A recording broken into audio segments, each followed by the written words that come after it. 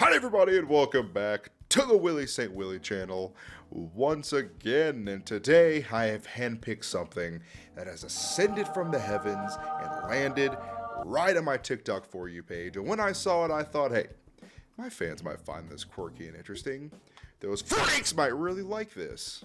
So here I am today, talking about Rabbids! Yes, I'm sure we all remember Rabbids, those cute little autistic bunnies that would get up to all sorts of hijinks and misadventures. I'm sure you remember them from the video games that were made from them or the TV show. My core memory is catching glimpses of rabbidsinvasion when I'd be eating a Pop-Tart in the morning getting ready for school, like the fat little child I was, or even playing the game Rabbids Go Home when those stupid little rabbits thought they were from the moon, or they thought it was like a giant light bulb or something. I vaguely remember it. They were the cartoon precursor to Minions, and may I say, I prefer the Rabbids. I think they're more fun, and there's more you can do with them, but I digress. Banana! But specifically, we're talking about a little alternate universe series I found called, wait for it, Moonlight! Don't know what that is? Let me explain. Moonlight is like a horror, sci-fi, alternate universe created by Puzzleddonkey. I will leave a link to their Tumblr and TikTok in the description below. Now, Moonlight started off as just some fan art of the Rabbids, and it quickly evolved into this ever-expanding universe filled with deep lore about this twisted version of the Rabbids. I'm not kidding, it involves pages and pages of fan art and even music made by the creator. And obviously I'm not going to be able to go over every single piece of fan art that the Puzzleddonkey made. However, I'm going to do my best to try to go over what I can piece together as the lore of the Moonlight universe. Now, no shade to the creator, I'm just going to poke fun at them, but some of the details and specifics in some of the art I've seen leads me to believe that they might do some not safe for work stuff on the side. I know what kind of man you are. But I digress. Go support the original creator as always, and without further ado, let's get into it. Moonlight, the galaxy's #1 instant pet. The Moonlight, trademark, franchise would be short-lived, pulled from markets after only 11 months of production. Countless tragedies came as a result of purchasing Moonlight packages. Founders refused to respond to these events, forcing the Galactic Consumer Safety Federation to get involved. Not only pulling the product from shelves, but making it a punishable offense to own, sell, or purchase Moonlight products. Due to its nature, the product would be smuggled into black markets, where unsuspecting consumers and exotic animal keepers continue to purchase them, adding to the tragedy count. The founders of Moonlight and all of their factory moons would vanish before they could face the legal repercussions of their actions. Only worker eggs were harvested for Moonlight packages. Eggs for soldiers and butchers were picked off for other products that, despite not being publicized, were just as much of a catastrophic failure. It's not uncommon for a worker to bear a soldier/butcher egg, but chances of that occurring are incredibly low. To have a soldier/butcher born is definite cause for alarm, as one can easily become two, and so on. Nowadays, Moonlights are seen as community planet pop culture by G-Fed folk. Entertainment passed off as fictional or incredibly exaggerated, despite the numerous amount of documented evidence available online. This fascination has led some G-Fed folk into shady planets just to see a Moonlight in person. Like Meeks, mites run rampant, and shadow regions, often scavengers. Fun fact, Moonlights often go unnoticed by the general public. More so when their behavior doesn't mirror the savage movie monster they have been depicted as. The Moonlight incident would be made into a spectacle, one that is distorted into something so fanatical that the uneducated are convinced they're just works of fiction. It doesn't help that a majority of media covering Moonlights design them using inconsistent testimonies and exaggerate so many features that it ends up as a completely different alien. Even with hordes of Moonlight footage from many star systems, they all manage to get overlooked by the general public. Those that continue to see Moonlights are planetary pest control, hunters licensed with permits from PPC, and smugglers and their clients.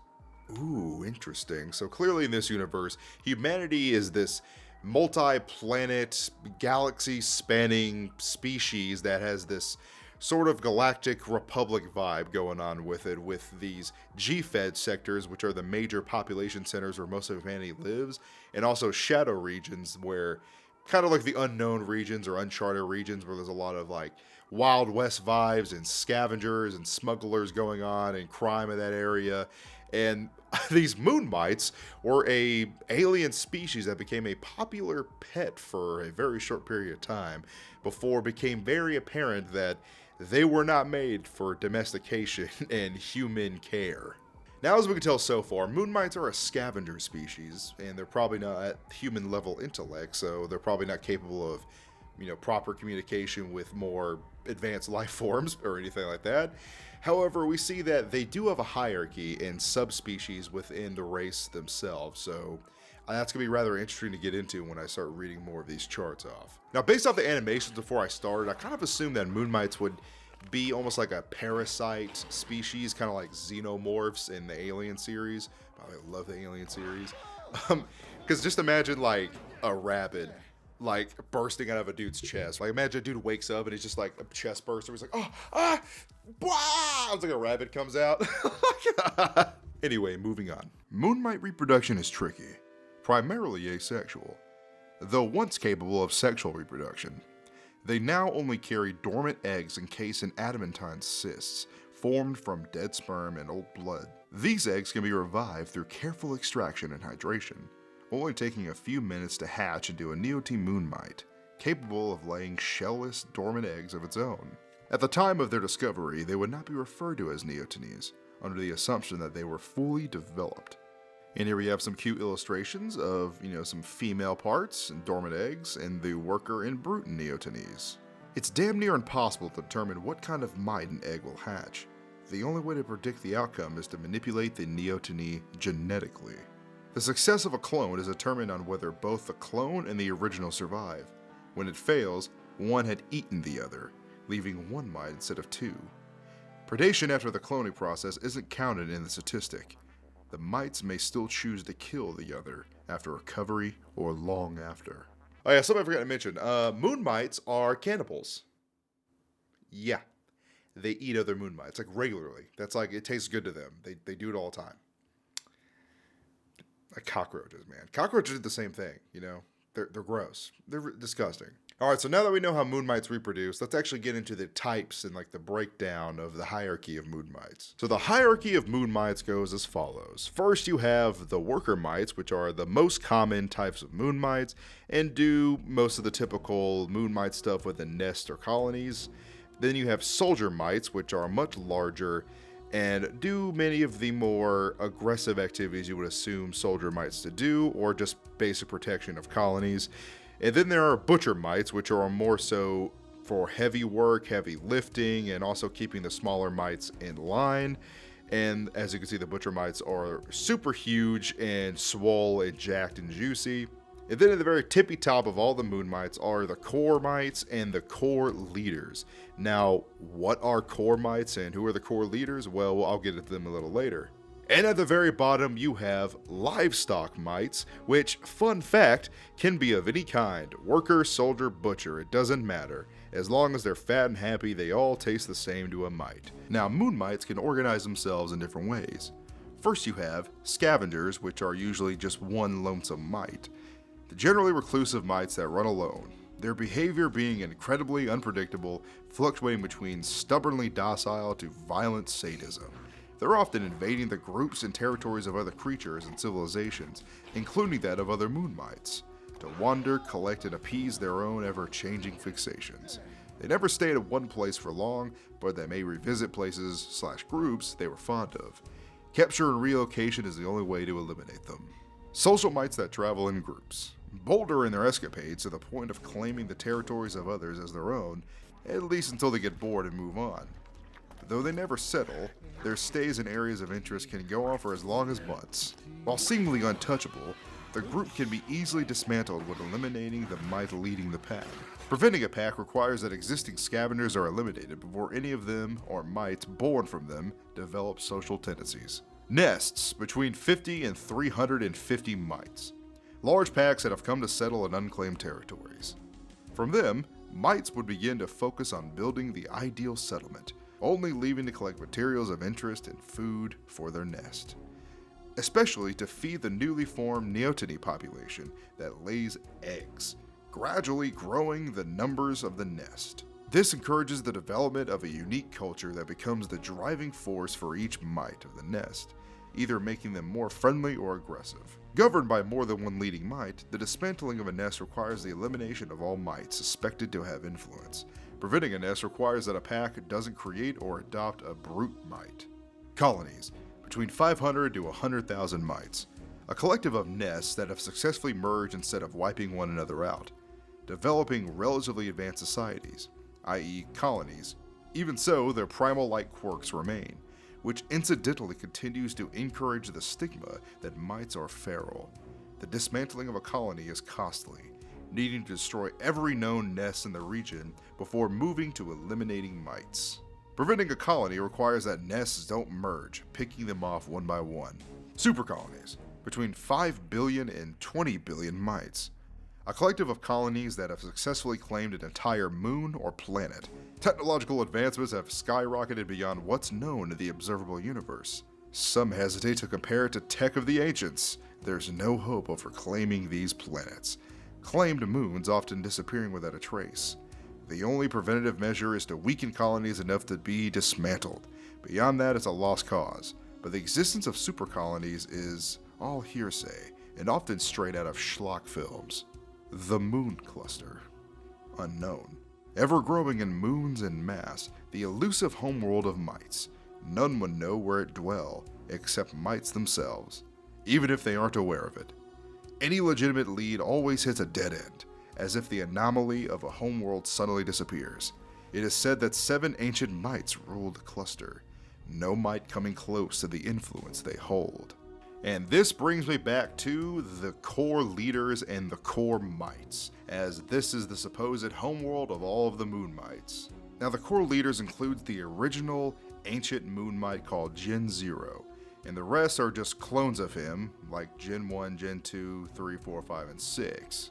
And these are like the 7 ancient elders of all of the moon mites, and I'm assuming they're the most powerful moon mites and hold a vast degree of influence over all of them, whether the moon mites in faraway distant planets realize it or not. Gen 0 is like the Pope, and all the other clones are like his cardinals, and everybody else, all the other moon mites, are just part of the clergy. And you might have seen references to the ancients or an ancient technology. Well, basically the creators added that apparently the moon mites, like thousands and thousands of years ago, were enslaved by an ancient empire that had made leftover technology that we'll see remnants of.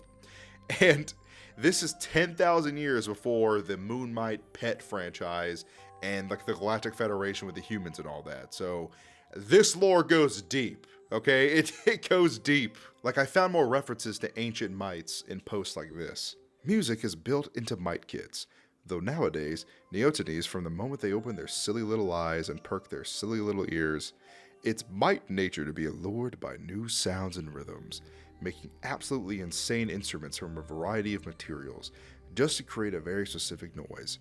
Modern mites love the sounds and sensations that come from anything with electricity coursing through them, though others may have preference leaning more towards instruments that rely on air, string, or a striking force. As a collective, very quick-paced music is their favorite. The quicker and louder, the better. As for ancient mites, they're incredibly docile, no amount of stress ever making it possible to go berserk, unlike their modern counterparts, and also the surviving elderly mite. Despite being an ancient, he now carries the berserk affliction, like very gentle primates that lived in either social groups or as a solitary mite. Some lived in colonies populated by workers, soldiers, and butchers, working with one another to raise young and harvest their crops from within. While the strongest of all groups, they get targeted a lot by herds, packs, and scavengers alike for their abundance of food. Workers spend most of their days grazing and traveling long distances. Their numbers are capable of growing to the thousands, often led by dominant workers or shepherded by a scavenging butcher that defends the herd and eats the elderly and sickly. Some lived in packs, made up of a small group of predatory mites of any variant, but more often than not, soldiers, fighting other packs for their territory and hunting herds that crossed them. Some lived as scavengers, solitary mites of any kind that graze near herds or steal the kills of packs. Some hunt given the opportunity, but they often settle with dwelling in the shadows or tailing herds in hopes of an easy meal. Ancient workers were considerably larger compared to modern workers, but ancient soldiers and butchers were a little smaller than their modern counterparts. Also, kits, youthful mites that exist no more, but in the era of ancient mites, they were very playful and vocal, mirroring their parents and others in their social groups, creating games and songs that other kits partook in. These social kits born in colonies, packs, or herds have a fuzzy white pelt, making them easy to identify for parents and babysitters. Kits born by solitary scavengers, on the other hand, are born with a fuzzy brown pelt, while maintaining their natural curiosity. They're quieter, silent almost, made to hide whenever they're separated from their parent. Neotenes, however, are a different story completely. Born from the rehydrated eggs left by the mites killed by the cycle, with all life wiped out in the moon taking a few 100 million years to reassemble and recreate water. Only photosynthetic organisms, including mite neotenes, are reborn. What then follows is a harsh 100 million year era with a few ponds of water and competing neotenes. Worker neotenes tending to their own ponds as soldier/butcher neotenes guard them from the surface. Once life has regrown a considerable amount, the neotenes slowly grow. So yes, obviously, moon mites are far more advanced than what my initial impression led on.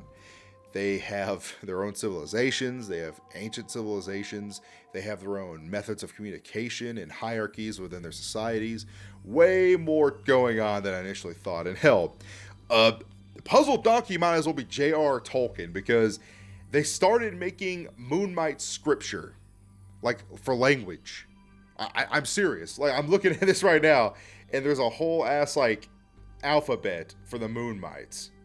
Like, wow.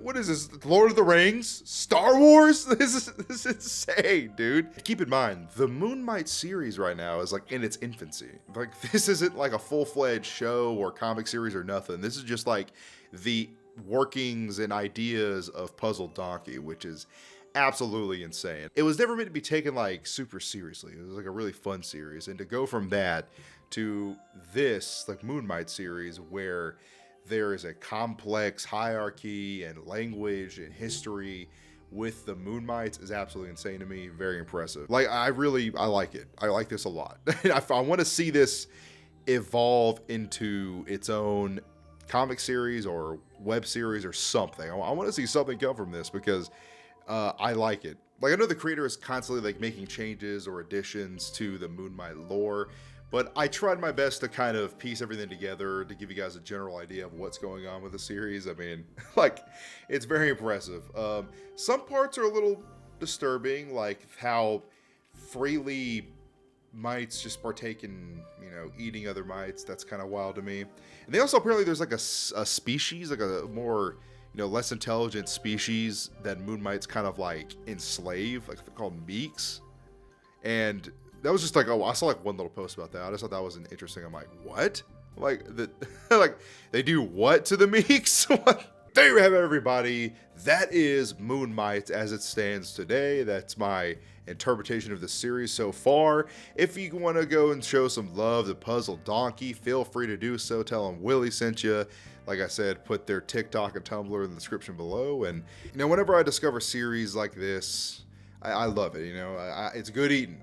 I'm feasting right now because I get to dive into the creative minds of these artists and just pluck out the worms that have clearly eaten holes in their brain for them to be able to make up ideas in series like this. It's insane to me, and I love it. I love talking about it and presenting it to you guys. Sorry if I left out any details I missed. Like I said, they have hundreds of pages of fan art and Moonlight lore, and I'm sure there's some details I overlooked, but you know what? That's okay, because I did my best. That's all that matters at the end of the day. Thank you guys, as always, for watching and sticking with me to the end. Your support always means the world, and just in case I don't see you, stay safe and have a good one. Goodbye. You know, I just thought about it. I could have swore there was like a game a few years back, like maybe 2017, 2016, where there was like a crossover with Mario and the Rabbids. Am I crazy? Did I dream that? It was like a fever dream. I remember like Rabbids was like there was one dressed as Princess Peach. I remember that. I didn't play the game, but I remember seeing an ad for it or something. I don't know.